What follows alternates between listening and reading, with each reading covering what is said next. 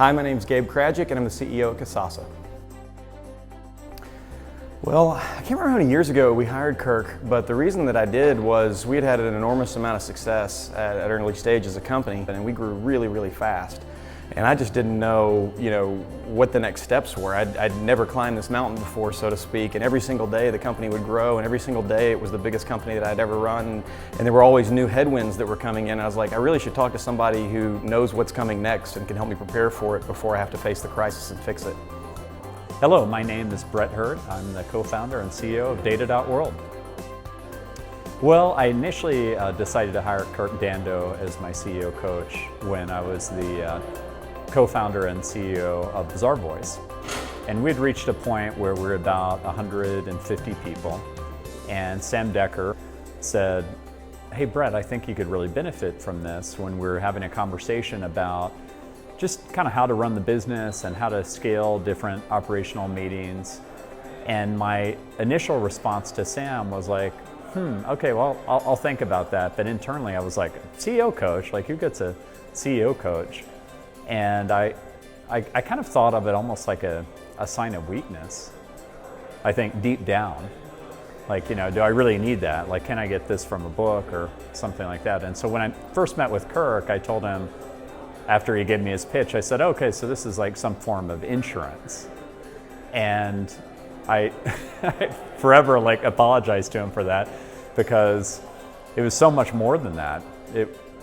One of the points that Kirk made to me after I saw the impact he had inside our organization with my development as a leader, if you're a CEO of a fast-growing company, it's kind of like being in the Super Bowl of business. And you'd never think about not having a coach if you were going to the Super Bowl. You'd never think about not having a coach if you were in any professional sport. So why isn't business treated that way? Why should it be seen as a weakness at all? None of those football players are seen as weak because they have coaches. So it's kind of a weird thing. And when I've introduced Kirk to people, they've initially had that same reaction where they've thought of it almost as a weakness and kind of confided that in me. And then they come back after working with him for a while and say, gosh, that was the best decision I've ever made. Charles Thornburgh, I'm founder and CEO of Civitas Learning. Civitas is probably my fifth startup. A number of them, most of them really, went from sort of an idea and a clean sheet of paper to maybe 30 or 40 people. This business has gone in a very short period of time from an idea to about 250 people. And I realized pretty early on that the growth path I was on as a leader and as an executive was very unlikely to keep up with the growth path of the company. As a career education entrepreneur, I'm a big believer in trying to learn in every circumstance you find yourself in. And for me, trying to figure out how to be a better leader and really live up to the potential of the business that I've started is what led me to seek out a CEO coach in the first place and find a way to build skills that, frankly, you can't learn in a classroom. You have to sort of learn them on the field, and having a coach you through that process is a good way to kind of accelerate that learning process.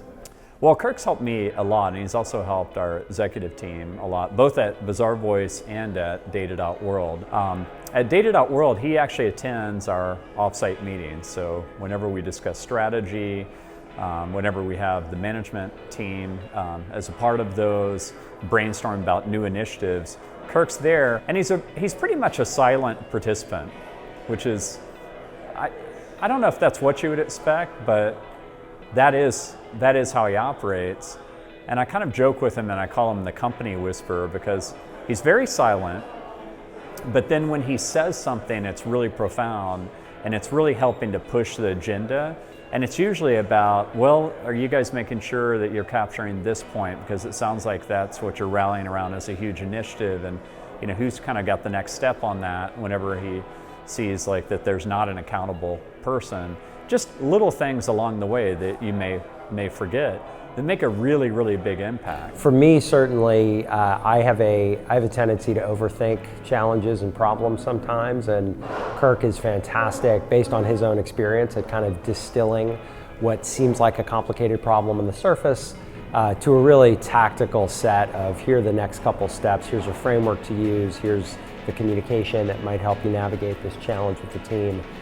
So sort of getting out of the world of theory and complexity and into the world of kind of simple actionability has been one tremendous help for me. The first day that I met with Kirk, we did an assessment of the business, and we laid out, kind of based on my strengths and where I wanted to focus on the business, an org chart that was kind of our vision state of where I was going to take the executive team of the company and what type of people we would have and how we would position them relative to me. And that plan we rolled out over a several year period became the organizational chart that's kind of led us to some of the most recent success we've had and helped us go from where we were before up to kind of the next stage of our performance. I think for my team, a lot of the folks on my team, this is the biggest job they've ever been in, and they haven't been in a high growth software organization at this stage at such a senior level.